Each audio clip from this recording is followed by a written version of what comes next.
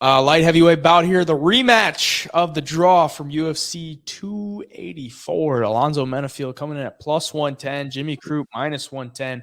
We're getting a fight here that's not absolutely steamed one way. So happy about that. Over under 2.5 rounds, plus 245 for the over, minus 245 for the under. So they're expecting some violence here.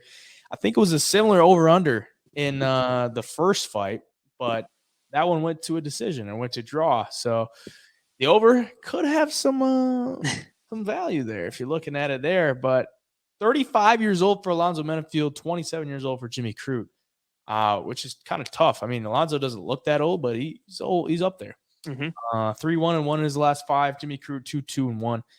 And coming into this one, look at the last fight. If you just watch that one, it's a pretty wild fight. Back and forth. Jimmy Crute had him in a couple submissions. Alonzo Menifield was just tagging him on the feet with anything. Jimmy Crute was like allergic to a slipping a jab or a right hand. He's just head on the center line and bang, bang, bang. He's just content to take him. And I'm honestly surprised Alonzo Menifield didn't knock him out. I think he probably should have, because there was that one flurry in the second round. He hit him and pushed him up against the cage. And then he went in and kind of grabbed him. I'm like, dude, you could have just let go of your hands. Probably put him away there, because I think he was holding Jimmy Crute up. I don't think Jimmy Crute was going to be able to stand. But either way, goes to a draw. And if he doesn't even grab the fence in the third round, like, he wins that fight, because he gets deducted in the third round.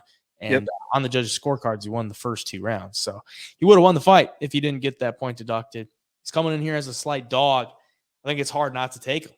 I'm looking at that like he probably should have won the first fight. And this is, 4 months later? Yeah, 4 months later, just about, or 4 or 5 months later. And I don't think much is going to change within then. So I'm going to go Menifield here. If it's on the feet, man, like,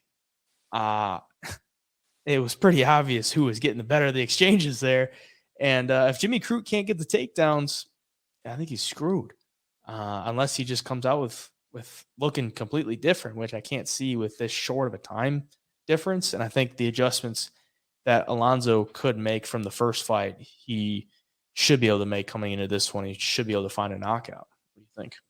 Yeah, Alonzo Menifield has a loss to William Knight, and William Knight threw 55 strikes in that fight. Can you believe it?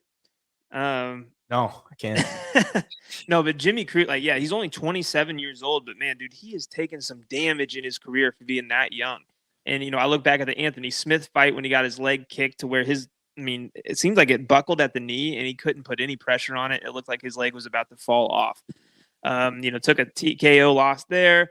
KO lost to Jamal Hill. And then I was on Alonzo Menifield first round or second round KO in their first fight. And I was also on Alonzo money line. So I was super pissed with that thing playing out to a draw.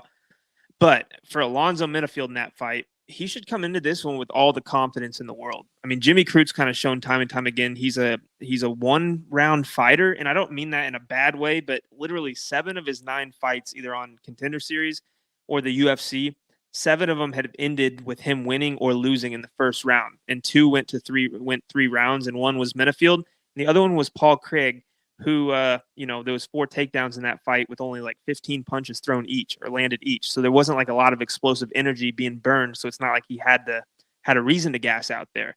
So yeah, man, if this thing gets past the first, it should be Alonzo taking over again. I mean, Menifield, you look at the dude and he hits as hard as he looks. I mean, the dude hits like a truck. He's a big, powerful dude. Should be able to stop the takedowns for the most part without grabbing the fence. And, yeah, man, I think he should have all the confidence coming into this fight. I'll probably play him by KO again because he was so close. That fight could have been stopped.